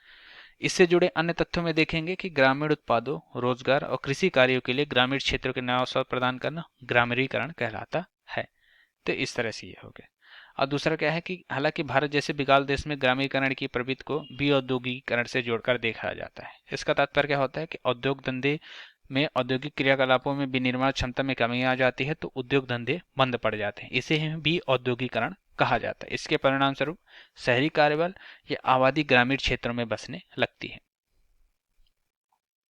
यह आर्थिक समृद्धि में विशेष चक्र के विपरीत है। जैसे क्या है, समृद्धि का विशेष चक्र जो क्या होता है कि उत्पादक में आय, उत्पादक रोजगार में वृद्धि, आय में, है ना, रोजगार और आय, निर्धनता में कमी, अर्थव्यवस्था में तेजी और शहरीकरण और विनिवेश में वृद्धि। इसका तात्पर्य है कि कार्यबल का जो भारत ग्रामीण भारत की जो स्थानांतरण होता है उससे निम्न औद्योगिक विकास ग्रामीण स्तर में वृद्धि की ओर संकेत करता है। तो ये समृद्धि का जो है विशेष चक्र होता है। अब देखेंगे ग्रामीकरण की हालिया प्रवृत्ति के मुख्य संकेतक क्या है। निजी निवेश में दीर्घकालिक कमी। कहने का तात्पर्य ऐसा है कि वित्त वर्ष 2019 के 10.8% से घटकर वित्त वर्ष 2022 में लगभग 8.4% हो गए, जो फिक्स कैपिटल का जो हिस्सेदारी थी। इस अवधि के दौरान क्या हुआ था, पब्लिक कैपिटल फॉर्मेशन का हिस्सा सकल घरेलू उत्पाद का 9.5% हो गया, जो वित्त वर्ष में 6.5% है। तो मतलब एक तरह से कहने का कि जो पब्लिक कैपिटल था वो बढ़ा, लेकिन जो फिक्स्ड कैपिटल था वो घट गया। बेरोजगारी की समस्या का बने रहना है ना, पर आप जैसे देख रहे हैं कि प्रतिबद्ध आय में गिरावट आई है ना, कोरोना के कारण और बहुत सारे जो आपके इकोनॉमिक जो गिरावट आई है उन सभी के कारण बेरोजगारी की समस्या लगातार बनी हुई है, जिससे क्या हो रहा है कि प्रतिबद्ध आय में भी गिरावट आई और जीवन यापन की बढ़ती लागत भी एक तरह से नुकसान पहुंचा रही है। अब हम देखेंगे कार्यबल का कृषि की ओर झुकाव। इसका तात्पर्य ऐसा है कि जो एक डाटा जो आया था ये पीएलएफएस का, उसके अनुसार भारत में कार्यबल की जो कृषि पर निर्भरता थी वो 2018-19 में 42.5% थी और 2021-22 में बढ़कर 45.5% हुई। इसका सबसे बड़ा कारण है आपका जो कोरोना है, ऊपर से जो आर्थिक मंदी आई है जिससे लोगों की जॉब छूट गई। कई प्राइवेट सेक्टर ने कॉर्पोरेट कंपनियों ने अपने जितने भी कर्मचारी थे उनको ले ऑफ कर दिया, मतलब ले ऑफ सॉरी उनको निकाल दिया है। तो इन सब के कारण क्या हो रहा है कि लोग जो हैं कृषि की ओर उनका झुकाव बढ़ रहा है। अनाज खाद्यान्न में मांग में पुनः वृद्धि हो रही है ना। कहने का तात्पर्य भारत में अनाज प्रतिबद्ध मासिक खपत 1993-94 में 12.9 किलोग्राम थी, जो 2011 में घटकर 0.4 हो गई थी। 1.7% की एक तरह से कमी आई थी, है ना। औद्योगिक उत्पादन में गिरावट आई, यूएसए में उत्पादन में वृद्धि हुई। इसके चलते पिछले 10 सालों में भारत की औद्योगिक समृद्धि 2000 से 2012 के बीच लगभग 7.7% से घटकर 2.1% हो गई। तो ये है। इसके निष्कर्ष में देखेंगे कि इन प्रवृत्तियों के बावजूद भारत तीव्र विकास करने वाली प्रमुख अर्थव्यवस्थाओं की श्रेणी में रहा। जैसे कि आप देख सकते हैं उसकी जीडीपी में 7.2% की वृद्धि हुई। और क्या हो रहा था कि मुख्य रूप से निजी खपत और पूंजी निर्माण के कारण हुई है। इस प्रवृत्ति को रोजगार पैदा करने में भी मदद मिले ही। और साथ ही साथ पीएम गति शक्ति, राष्ट्रीय लॉजिस्टिक नीति और उत्पादन से संबंधित प्रोत्साहन योजनाओं के रूप में सरकार के उपायों से विनिर्माण को बढ़ावा मिल रहा है, जिससे उत्पादकता में वृद्धि हो रही है और नए रोजगार पैदा हो रहे हैं। तो इस तरह से आपका ये टॉपिक खत्म हुआ। अब हम देखेंगे भारत में खाद्य भंडारण यानी फूड स्टोरेज इन इंडिया। तो ये चर्चा में क्यों है, अगर इसको देखेंगे तो सहकारी क्षेत्र में विश्व में सबसे बड़ी अनाज भंडारण योजना जो है, इसे केंद्रीय मंत्रिमंडल ने एक अंतर मंत्रालयी समिति आईएमसी के गठन और उसके सशस्त्र के प्रस्ताव को मंजूरी दी है। इनके कारण ये भारत में फूड स्टोरेज की चर्चा है ना। इससे संबंधित तथ्य में देखेंगे तो इसका जो उद्देश्य क्या होता है, अगर आप देखेंगे तो इसका मुख्य उद्देश्य है खाद्य सुरक्षा को मजबूत करना, खाद्य की बर्बादी को कम करना तथा किसान को सशक्त बनाना। इसके लिए प्राथमिक कृषि साख समितियों के स्तर और गोदामों में कृषि अवसंरचना का निर्माण किया जाएगा और इसके कार्यान्वयन के लिए क्या किया जाएगा कि एक समिति का गठन किया जाएगा जो सहकारिता मंत्रालय जो करेगा। अलग अलग राज्यों में 10 चयनित जिलों में एक पायलट परियोजना लागू करेगा, जिससे पेशेवर तरीके से योजना को समय पर एक कार्यान्वयन किया जा सके। अलग अलग योजनाओं का समन्वय किया जाएगा। अनाज भंडारण योजना के तहत समन्वय के लिए कई योजनाएं पहचान की गई है ना। जैसे इन्फोग्राफिक में हम देखेंगे तो इसमें तो कृषि कल्याण, किसान कल्याण, कृषि एवं किसान कल्याण मंत्रालय, जिसमें क्या हुआ कृषि अवसंरचना कोष, कृषि विपणन अवसंरचना कोष, कृषि एकीकृत बागवानी विकास मिशन और कृषि यंत्रीकरण उप मिशन। ये आपका हो गया समन्वय के लिए जो योजनाएं है ना। और दूसरा है खाद्य प्रसंस्करण मंत्रालय है ना। इसके तहत क्या आ रहा है, प्रधानमंत्री सूक्ष्म प्रसंस्करण उद्यमों का औपचारीकरण योजना और प्रधानमंत्री किसान संपदा योजना। और उपभोक्ता मामले, खाद्य और सार्वजनिक वितरण मंत्रालय में कौन कौन से आते हैं, जैसे आपका राष्ट्रीय खाद्य सुरक्षा अधिनियम 2013 के तहत खाद्यान्न का आवंटन और एमएसपी पर खाद्यान्नों की खरीद। भारत में अनाज एवं खाद्यान्न का प्रबंधन ये कैसे किया जाता है, इसमें क्या कुल उत्पादन जो अपने यहाँ होता है 3100 लाख टन के बराबर हो रहा है ना। और इसकी खरीदी जो होती है एफसीआई के द्वारा करती है, जो राज्य सरकार की एजेंसियों द्वारा की जाती है, जिसे एफसीआई को सौंप दिया जाता है। और क्या किया जाता है, विकेंद्रीकृत खरीदी योजना यानी डिसेंट्रलाइज प्रोक्योरमेंट। इसमें क्या योजना को 1997 से 98 में शुरू किया गया था है ना। इसके तहत अनाज की खरीदी और वितरण का कार्य स्वयं राज्य सरकारों द्वारा किया जाता है। तो इस दो तरीके से अनाज की खरीदी की जाती है। अब खाद्यान्न का वितरण कैसे किया जाता है? केंद्र सरकार एफसीआई के जरिए खाद्यान्न की खरीद करता है, भंडारण परिवहन संबंधी सारे कार्य देखता है। इसके अलावा राज्य सरकारों को खाद्यान्नों का थोक आवंटन किया जाता है। लाभार्थी को खाद्यान्न वितरण की जिम्मेदारी राज्य सरकारों को सौंपी गई है। इसके लिए क्या किया जाता है? राज्य के भीतर खाद्यान्न आवंटन संबंधी कार्य, पात्र परिवारों की पहचान करना, राशन कार्ड और उचित मूल्य की दुकान के कामकाज की देख करना, ये सब राज्य सरकारों के अंतर्गत आता है। अब जैसे इसमें हम देखेंगे कि जो डाटा दिया गया है कि भारत में खाद्यान्न उत्पादन में जो निरंतर वृद्धि हो रही है, तो जैसे 2014-15 का ये है डाटा है ना, जिसमें ये दिखा रहा है आपका करीब मिलियन टन के उसमें है। ये 2015 से 16 का दिखा रहा है ना। तो ये जो है डाटा है, ये आपके एक तरह से कह सकते हैं तिलहन का है, और ये क्या है? दलहन का है ना। तो इस तरह से ये हो रहा है। अब ये टोटल आपका 251 टन ये कुल खाद्यान्न है ना। तो ये पूरा आपका डाटा धीरे धीरे आप देख रहे हैं कि वर्तमान समय में 315 2021-22 का 315.7 मिलियन टन दलहन और तिलहन का उत्पादन ये दिखाया गया। अब भारत में एक प्रभावी अनाज भंडारण प्रणाली की आवश्यकता क्यों है? ऐसा क्यों है कि भारत में जो अनाज भंडारण हो रहा है उसके लिए एक हाईटेक, एक तरह से कहते हैं सर्व सुविधायुक्त भंडारण प्रणाली की आवश्यकता क्यों है? तो इसके तहत आप देख सकते हैं कि बैकवर्ड और फॉरवर्ड लिंकेज विकसित करनी है। इसका क्या मतलब है कि खाद्य प्रसंस्करण क्षेत्र में इसके लिए उपयोग किया जाता है। स्थानीय भंडारण प्रणालियों का अभाव है। घरेलू क्षेत्र में कुल उत्पादन का लगभग 70% हिस्सा अपने पास रखा जाता है। इसके अलावा अनुचित भंडारण के कारण खेत के स्तर पर अत्यधिक मात्रा में अनाज बर्बाद हो जाता है। भंडारण व्यवस्था का अनुचित प्रबंधन होता है। प्राय गोदामों में उसकी शेल्फ लाइफ से अधिक समय तक रखा जाता है, जिससे क्या होता है कि अनाज में चूहों, पक्षियों और कीटों का नुकसान का जोखिम हो जाता है। और अवैज्ञानिक रूप से भंडारण मतलब 80% हैंडलिंग और वेयर हाउसिंग के द्वारा किया जाता है, जिससे क्या हो रहा है कि इसमें अनाज के लोड करने के लिए, उससे प्रबंधित करने के लिए पारंपरिक मैनुअल तरीकों का प्रयोग किया जाए, जिससे अनाज खराब हो रहे हैं और साथ ही साथ उसकी गुणवत्ता भी प्रभावित हो रही है। भंडारण सुविधाओं का पर्याप्त उपलब्धता न होना, जैसे कि इसमें देखा 47% उपज का ही भंडारण हो सकता है, बाकी का क्या हो रहा है वो गोदामों के अभाव के कारण बर्बाद हो जा रहे हैं। कोल्ड स्टोरेज से जुड़े मुद्दे है ना। कोल्ड स्टोरेज की कोई क्षमता का कोई ठोस उदाहरण अपने पास नहीं, योजना नहीं है, जिससे क्या हो रहा है कि पारंपरिक निर्भरता, सुविधाओं पर निर्भरता बढ़ती जा रही है। इस कारण से क्या हो रहा है कि अपने आप को नुकसान ज्यादा देखना पड़ रहा है। आगे की राह में देखेंगे कि फार्म ग्रेड अर्थात खेत के स्तर होने वाले नुकसान को कम करना है। इसके लिए क्या किया जा सकता है कि पैक हाउस फसल समूह केंद्र से युक्त होने चाहिए। किसान बागवानी उत्पादन जैसे फल सब्जियों आसानी से धुलाई, ग्रेडिंग, पैकेजिंग कर सकते हैं। इसको एक तरह से आपको लोग शिक्षित करने की जरूरत है और लोगों को आप पूरी सुविधा देने की जरूरत है। विकेंद्रीकरण का तात्पर्य है कि इस संदर्भ में अच्छा प्रदर्शन कर रहे राज्यों के साथ साथ अधिक जिम्मेदारियां साझी करनी है, जिससे क्या हो कि उनको एक तरह से कह सकते हैं कि ज्यादातर यूज कर सके अनाजों को, है ना। जितना अगर उन पे अगर और डालेंगे, एक तरह से आप कह सकते हैं कि कार्य करने, अच्छा प्रदर्शन करने वाले राज्यों को जब आप और जिम्मेदारियां देंगे तो वो ज्यादातर काम करने के लिए और ज्यादा उसको प्रसंस्कृत करेंगे, जिससे क्या होगा कि अपना प्रोडक्शन भी बढ़ेगा। सुखाना, पर्याप्त हवा, वातावरण, तापमान नियंत्रण। इसका तात्पर्य क्या है कि उचित नमी, तापमान यह निर्धारित करती है कि अनाज अपनी गुणवत्ता खोए बिना कितने समय तक भंडारण में रह सकता है। इसलिए इन संकेतकों के अनुसार भंडारण की पद्धतियों तथा प्रबंधन में बदलाव किया जाना चाहिए। अब देखेंगे पारंपरिक तरीकों को मजबूत करना। इसका क्या तात्पर्य है कि भंडारण के पारंपरिक साधनों को आधुनिक इनपुट्स की सहायता से मजबूत बनाया जाना चाहिए। उदाहरण के लिए बांसों की संरचना, मिट्टी तथा गीली मिट्टी की संरचना का उपयोग करना चाहिए। कवर एंड फ्लिंथ स्टोरेज की जो पद्धति अपनाई गई है, इसका उपयोग करना चाहिए। इसका क्या तात्पर्य है कि अनाज भंडारण की ये कवर एंड फ्लिंथ सीएपी एक ऐसी पद्धति है जिससे अनाज को किसी खुले जगह चबूतरे नुमा संरचना में ढक कर रखा जाता है। वर्तमान समय में भंडारण सुविधाओं का मतलब भंडार गृह का अभाव होने के कारण इस तरह की एक तरह से कह सकते हैं कि खुले जगह में रख के चबूतरे नुमा संरचना में ढक कर रखने का ज्यादातर उपयोग किया जाता है। निजी भागीदारी को बढ़ावा देना, जिससे क्या होगा कि कोल्ड स्टोरेज है ना, आदमी जब निजी निवेश को आप करने देंगे तो ये बढ़ेगा और इसके साथ साथ ही लोगों को इसमें इन्वेस्ट करने का मौका मिलेगा। तो इस तरह से आप इसको देख सकते हैं।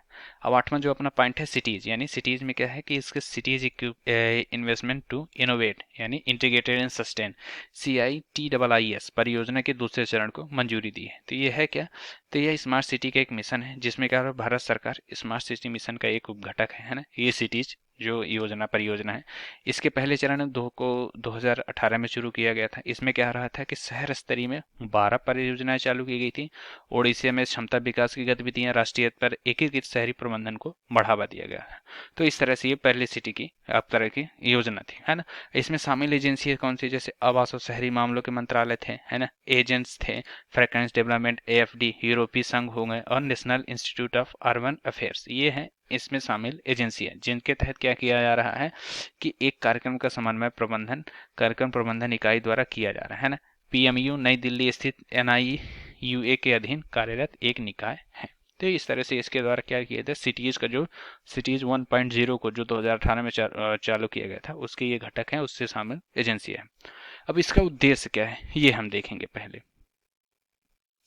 तो उद्देश्य क्या होता है कि यह कार्यक्रम चयनित शहरों को नवीन संधारणीय शहरी आवास परियोजनाओं में, मतलब एक तरह से उनको सर्व सुविधा युक्त बनाने का कार्य करता है। जिससे क्या हो रहा है कि उसमें एक तरह से कहते हैं परिवहन सुविधा के लिए बढ़ाने के लिए आप कह सकते हैं कि रोडवेज अच्छी सुविधा की जाए, है ना। सार्वजनिक रूप से खुले स्थानों की संख्या में वृद्धि की जाए, जिससे लोगों का गैदरिंग हो सके, पार्क के एक तरह से नेचुरल आप वहाँ बढ़ा सकें, ताकि वातावरण भी सही हो। ई गवर्नेंस में सुधार करना चाहिए, जिससे क्या हो रहा है कि सूचना और प्रौद्योगिकी को बढ़ावा किया जा सके, ताकि उसमें सभी सुविधाएं उपलब्ध हो। अल्प आय वाली बस्तियों को सामाजिक और संगठनात्मक नवाचार को लागू किया जा सके। तो इसका ये उद्देश्य है। और विविधता को समर्थन, कहने का तात्पर्य ऐसा है कि चयनित शहरों को अपनी परियोजनाओं को सफलतापूर्वक लागू कराने के लिए एक वित्तीय सहायता, तकनीकी विशेषज्ञता और क्षमता निर्माण में सहायता प्रदान करना चाहिए। तो ये इस कार्यक्रम का उद्देश्य है। अब हम देखेंगे सिटीज परियोजना जो है उसका द्वितीय चरण क्या है, उसके क्या अन्य उद्देश्य हैं, इसके अलावा और उसमें क्या शामिल किया गया है। तो इसमें क्या क्या शामिल किया गया है कि शहर के स्तर पर एकीकृत अपशिष्ट प्रबंधन, है ना, राज्य स्तर पर जलवायु पर केंद्रित सुधार कर, और राष्ट्रीय स्तर पर संस्थाओं को मजबूत बनाना और एक ज्ञान का प्रसार करना। इसमें शहरों की संख्या को इसमें 18 शहरों में लागू किया जाएगा। शहरों का चयन प्रतियोगिता के आधार पर होगा। कहने का तात्पर्य कौन से शहर इसको कम्पीट कर रहे हैं, किस हिसाब से उनमें ज़्यादा डेवलपमेंट किया जाएगा, या फिर डेवलपमेंट के किस हद तक वो आप पहुंच चुके हैं, तो उनके आधार पर शहरों को एक चुना जाएगा। और इसका अनुदान क्या होगा कि एएफडी और क्रेडेंशियल फॉर विड्रा फॉरबाऊ, है ना, विडरा विडरा बाऊ, है ना, द्वारा 1760 करोड़ का ऋण प्रदान किया जाएगा। साथ ही यूरोपियन यूनियन द्वारा 106 करोड़ रुपए की तकनीकी सहायता प्रदान की जाएगी। तो इन सभी अनुदानों के तहत इन 18 शहरों को एक तरह से पूरी तरह से विकसित किया जाएगा, जिसमें हाईटेक सुविधा दी जाएगी, और साथ ही साथ लोगों के रहने के लिए वातावरण और एक तरह से जलवायु पर केंद्रित सुधार कार्य भी किए जाएंगे। इसके 3 प्रमुख घटक क्या हैं, जैसे क्लाइमेट रेजिलिएंट परियोजना के लिए विकास के लिए वित्तीय और तकनीकी सहायता प्रदान की जाएगी, जिससे एकीकृत अपशिष्ट प्रबंधन पर ध्यान केंद्रित किया जाएगा। प्रदेश की मांग के आधार पर सहायता के लिए प्राप्त होंगे, और सभी 3 स्तरों पर हस्तक्षेप करने के तौर पर शहरी भारत में केंद्र, राज्य और शहरी स्तर पर क्लाइमेट गवर्नेंस को प्रोत्साहित किया जाएगा। तो ये आपके ये सिटी प्रोग्राम होगा जो सिटीज 2.0 प्रोग्राम लागू किया है, उसके तहत ये सारे उसके नियम कानून होंगे। अब हम देखेंगे संक्षिप्त सुर्खियां। संक्षिप्त सुर्खियों में हमको सिर्फ संक्षिप्त ही देखना, ज़्यादा डिटेल में नहीं जाना है। जो आपके लिए जरूरी होगा वो मैं डिटेल में बताऊंगा, जो जरूरी नहीं होगा उसको मैं वन लाइनर में समझा के आगे बढ़ जाऊंगा, ताकि आपके लिए ज़्यादा बोझ भी न रहे। तो इसमें पहले दिया है भारतीय रिजर्व बैंक द्वारा अधिशेष अंतरण यानी सरप्लस ट्रांसफर। तो इसका तात्पर्य क्या है कि 2022-23 में केंद्र सरकार को अधिशेष के रूप में 87,416 करोड़ रुपए का अंतरण करना पड़ेगा। इसमें क्या हो रहा है, 30,307 करोड़ का अंतरण किया था। वर्तमान राशि पिछली राशि से 188% अधिक है। इस वर्ष अधिशेष में वृद्धि के क्या कारण है, ऐसा क्या कारण है कि अपने पास अधिशेष हो रहा है। तो कहने का इसमें क्या है, विदेशी मुद्रा की उच्च आय प्राप्त होना है। मतलब कहने का कि जो विदेश में काम कर रहे हैं वो भारत में ज़्यादा पैसा भेज रहे हैं। यूएस ट्रेजरी में विदेशी मुद्रा निवेश पर बेहतर रिटर्न प्राप्त हो रहा है, और विदेशी मुद्रा परिसंपत्ति पुनर्मूल्यांकन किया जा रहा है, और साथ ही साथ जलान समिति की सिफारिशों के अनुसार अनुरूप मुद्रा भंडार में तालमेल को बिठाया जा रहा है। इन सभी के कारण क्या हो रहा है कि अधिशेष अपने को ज्यादा बच रहे हैं। अब आरबीआई क्या कर रहा है, आयकर का भुगतान करने की आवश्यकता नहीं होती, इसलिए आरबीआई अधिनियम 1934 की धारा 47 के तहत अधिशेष राशि को सरकार को अंतरित कर देता है। तो मतलब जो उसके पास सरप्लस रहता है अपने सारे कार्य करने के अलावा, जो उसके पास सरप्लस बचता है, वो सारे पैसा जो होता है वो आरबीआई की धारा जो है 1934 की धारा 47 के तहत अधिशेष का आवंटन में क्या करता है कि वो सरकार को सौंप देता है। और आरबीआई के कुल आय ब्याज से प्राप्त होने वाले कुल आय की तुलना में काफी कम है। इससे क्या हो रहा है, आरबीआई के पास अतिरिक्त पैसा बच जाता है। तो ये है आपके लिए अधिशेष हो गया। अब देखेंगे तो आरबीआई का अधिशेष का एक बड़ा हिस्सा आकस्मिकता निधि में जाता है ना, और परिसंपत्ति विकास निधि में अपने पास रखता है। जैसे मालेगांव समिति 2013 इस समिति जो थी मालेगाम समिति, जो उसकी सिफारिश क्या गई थी कि बिमल जलान समिति द्वारा पेश की गई संशोधित आर्थिक पूंजी फ्रेमवर्क के तहत आरबीआई सरकार को दिए जाने के अधिशेष में अंतरण में वृद्धि करेगा। मतलब ज्यादातर जो आपके पास सरप्लस बचता है आरबीआई के पास, वो ज्यादा आपका क्या करेगा कि सरकार को अंतरित करेगा। इससे लाभ क्या होगा कि राजकोषीय घाटे की सीमा को निर्धारित किया जा सकता है, ब्याज दरों को कम बनाए रखा जा सकता है और सरकार को राजस्व में कर हुई संग्रह में पैसों की कमी को दूर किया जा सकता है। तो ये हो गया। अब अधिशेष संबंधी चिंता है, इसमें उतना जरूरी नहीं है। इसमें क्या हो रहा है कि पर्याप्त आकस्मिकता नीति की आवश्यकता होगी और आरबीआई की स्वतंत्रता स्वायत्तता बनाए रखना आदि जरूरी है। अब देखेंगे कि 2000 रुपए के मूल वर्ग के नोटों को सर्कुलेशन से वापस लिया गया। आपने जैसे ये वर्तमान न्यूज में देखी होगी कि सरकार द्वारा उस 2000 के नोट को वापस बुलाया जा रहा है ताकि उसका परिचालन अब मार्केट में नहीं होगा।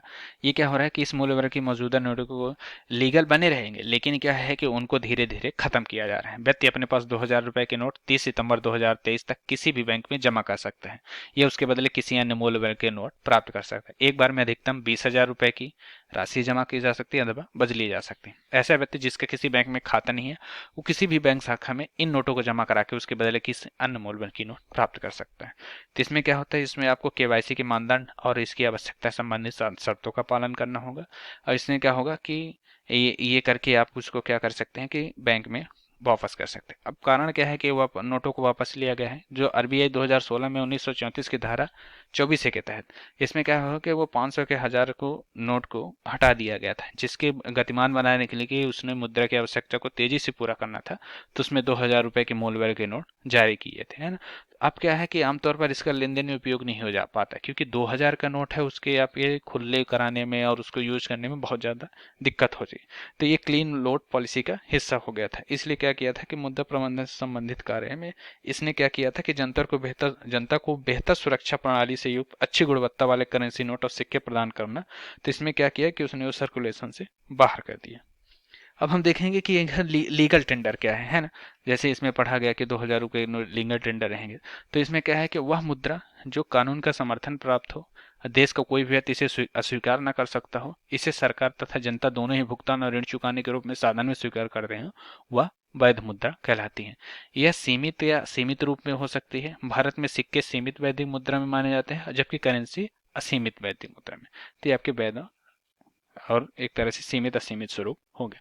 अब हम देखेंगे कि 2022-23 के लिए मुद्रा और वित्त पर रिपोर्ट।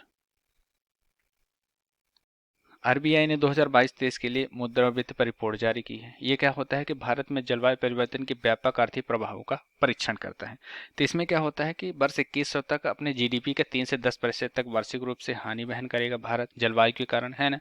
ये उसकी रिपोर्ट में कहा गया है। और 2023 तक हीट स्टेट की जुड़ी उत्पादकता में गिरावट से वैश्विक स्तर पर क्या होगा, 80 मिलियन नौकरियों के वंचन की घटना होगी, और जिससे 34 मिलियन वंचन घटना भारत में घटित होगी। तो ये इसकी रिपोर्ट में बताया गया है। तो ये रिपोर्ट हो गई, उतनी जरूरी नहीं है, पर ये इतना जान लेना चाहिए कि जलवायु परिवर्तन और आरबीआई की कुछ नीतियों के कारण है। अब हम देखेंगे सोने के भंडार में वृद्धि।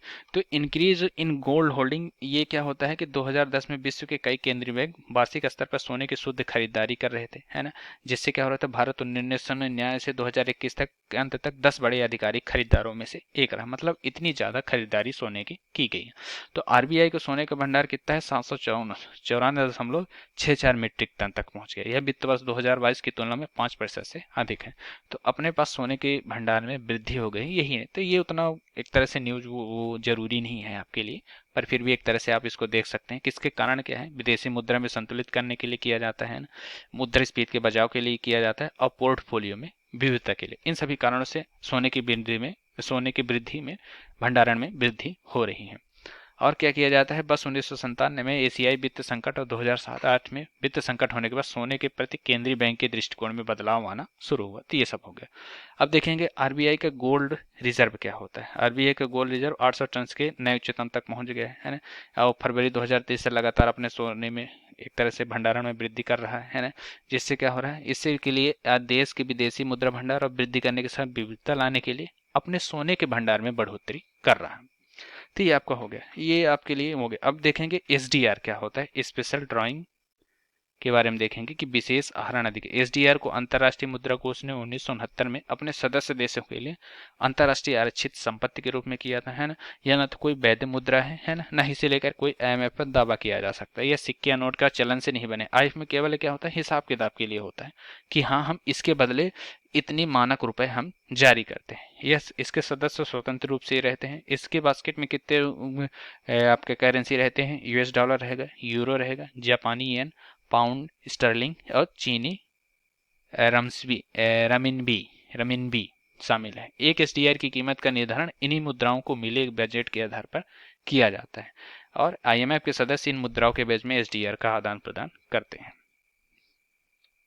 अब हम देखेंगे अपेक्षित क्रेडिट हानि क्या है। अपेक्षित क्रेडिट घाटा यानी हानि का आधारित ऋण प्रावधान LLPS फ्रेमवर्क को लागू करने के लिए RBI ने 1 साल और मांगा है। अब ये क्या होता है कि उन बैंकों को जिनको लॉस प्रोविजन के लिए ECL दृष्टिकोण को लागू करने हेतु अंतिम दिशा निर्देश जारी करने के बाद का एक बार समय दिया गया था, उसके तहत क्या होता है कि इसके तहत बैंक को हुए होने वाले नुकसान को प्रोविजनिंग करने की आवश्यकता होती है कि उनको कितना नुकसान हुआ, किस वजह से नुकसान हुआ और उन नुकसान को कैसे वहन किया जा सकता है, उसकी प्रोविजनिंग की जाए।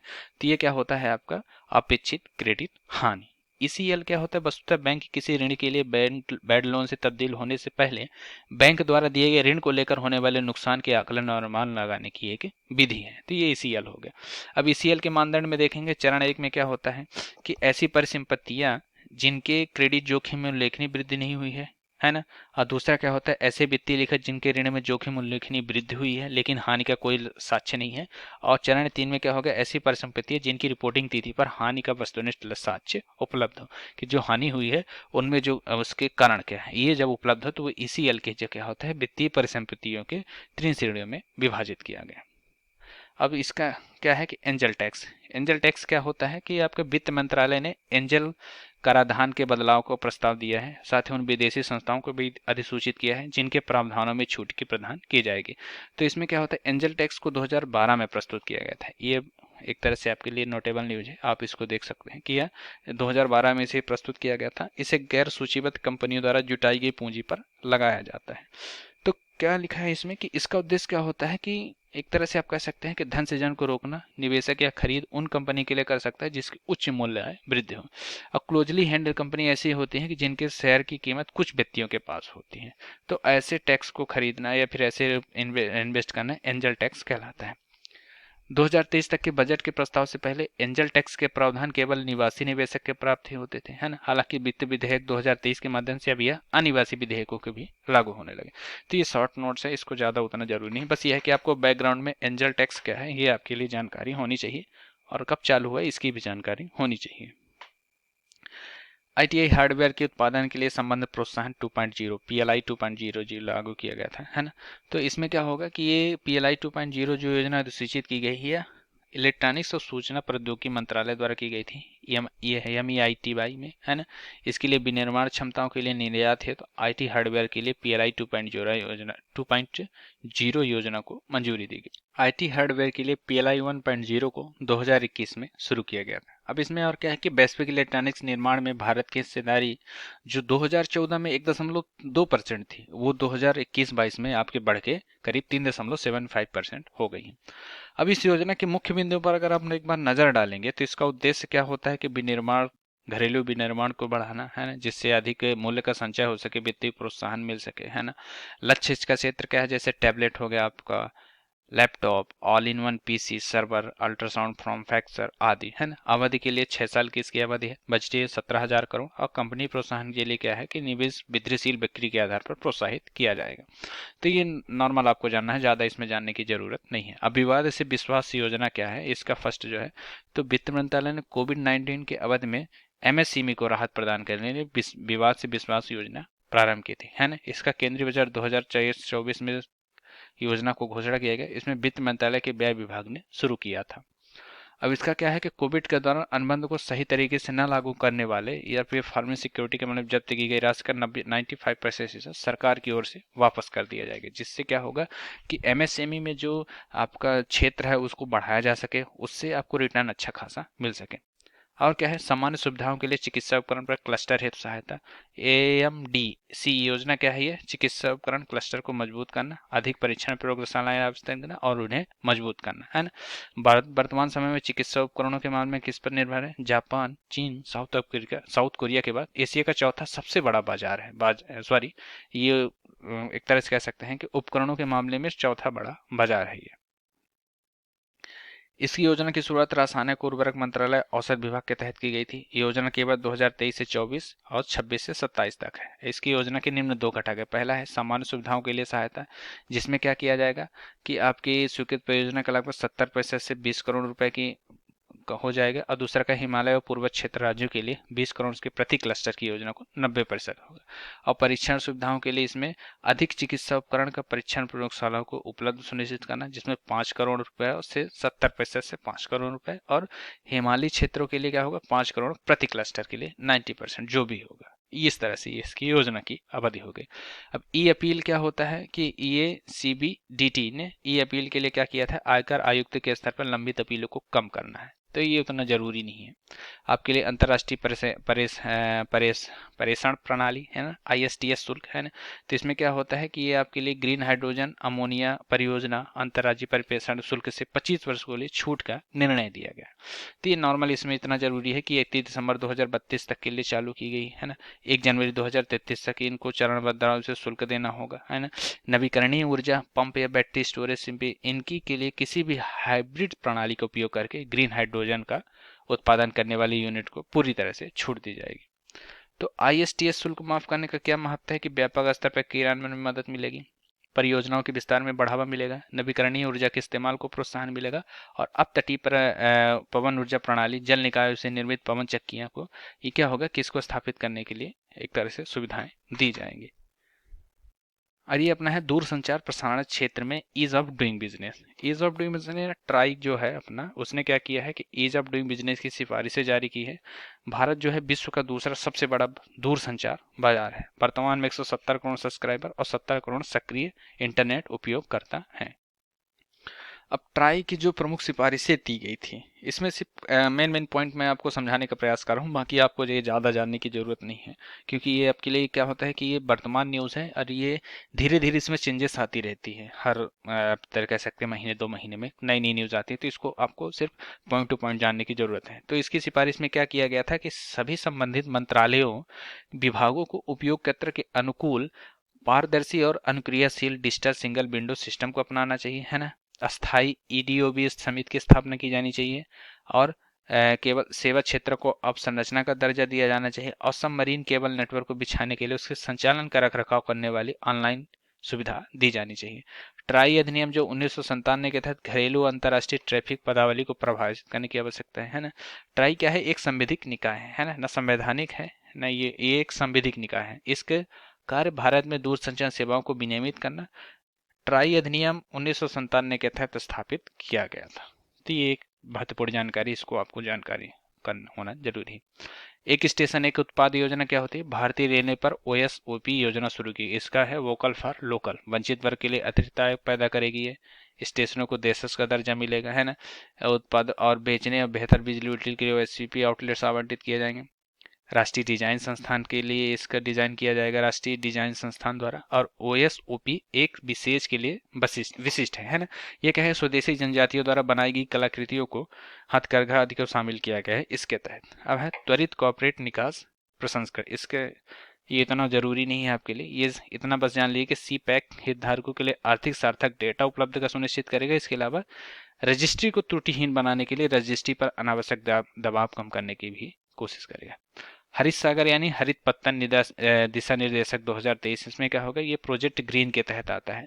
पत्तन पोत परिवहन जल मार्ग है ना, हरित सागर नाम की हरित पत्तन दिशा निर्देश 2023 जारी किए गए। हरित सागर दिशा निर्देश 2023 में क्या होगा, पत्तन विकास संचालन और रखरखाव को इकोसिस्टम की कार्य करने की बढ़ाने की परिकल्पना दी गई है।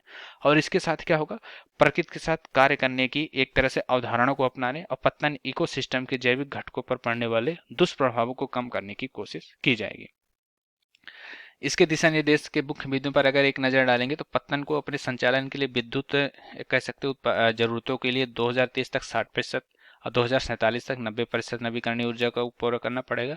2023 तक पत्तनों के पास कम से कम एक एलएनजी बंकरिंग स्टेशन होगा। 2025 तक इलेक्ट्रॉनिक वाहन चार्जिंग स्टेशन की स्थापना हो जाएगी और ग्लोबल ग्रीन इनिशिएटिव मानकों को अपनाने का भी प्रावधान किया गया है और राष्ट्रीय ग्रीन हाइड्रोजन मिशन पत्तनों के संबंधित पहलुओं का भी उल्लेख किया गया है।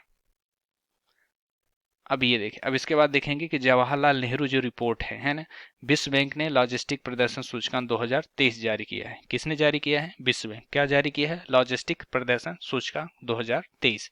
इसके अनुसार जवाहरलाल नेहरू द्वारा पत्तन प्राधिकरण ने केवल 22 घंटे का टर्न राउंड टाइम टीएटी दर्ज किया। इसके कारण भारत का सूचकांक शीर्ष प्रदर्शन करने वाले देशों में शामिल हो गया है। टीएटी क्या है कि टीएटी उसके द्वारा बंदरगाह के एंकरेज यानी लंगरगाह पर रिपोर्ट करने के एक बर्थ के बाहर निकालने तक की अवधि को बताता है। जेएनपी यानी जवाहरलाल नेहरू पोर्ट जो है नवी मुंबई में स्थित है ना, यह कुल कंटेनर कार्गो वॉल्यूम की लगभग का 50% हिस्सेदारी रखता है। 2022 में 100% लैंडलॉर्ड पोर्ट बनाने वाला देश का पहला प्रमुख बंदरगाह बन गया था। इसके सभी सार्वजनिक निजी भागीदार पीपीपी यानी मॉडल पर, पब्लिक प्राइवेट पार्टनरशिप मॉडल पर संचालित हो रहे हैं।